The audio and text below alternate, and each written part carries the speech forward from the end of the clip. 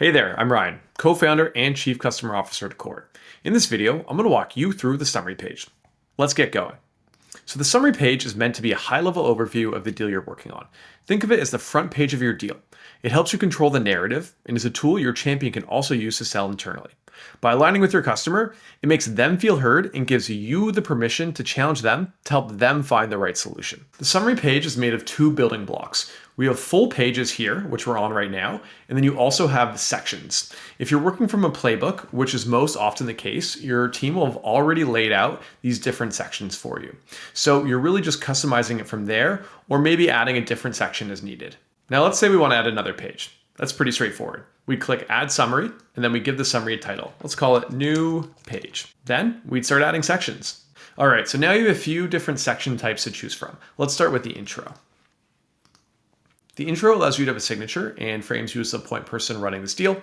You can see this here. You can leave a little intro message. Next, we have a text section. If we go to text, this is a rich text block where you can add anything you want, written content, videos, CRM variables. You have all this formatting. You can even add tables, embed content, and you can even mention different content in the Accord itself. So if you wanted to mention this, I could click this and it would preview in the screen right here. Speaking about resources, we can add a resource section. And we can pull in links, we can upload files, we can add resources already in the Accord or even from our library. So let's say we wanted to add a video. Let's say we want this overview. I can click Connect Resource. You can add multiple resources. Clicking this would preview it directly in Accord, or we can embed it if we want. Now, speaking about embeds, we can also add embeds without having them added as resources. And what that looks like here is you'd add the resource, you'd embed it, and voila, you have a video. You can really do this with most multimedia. It's pretty powerful. You'll notice some of these sections have little gold keys, like right here, for example. These are execution criteria and sync to your CRM. As you're working this Accord, you'll want to pay close attention to any of these sections since they'll be synced to the CRM and are considered important.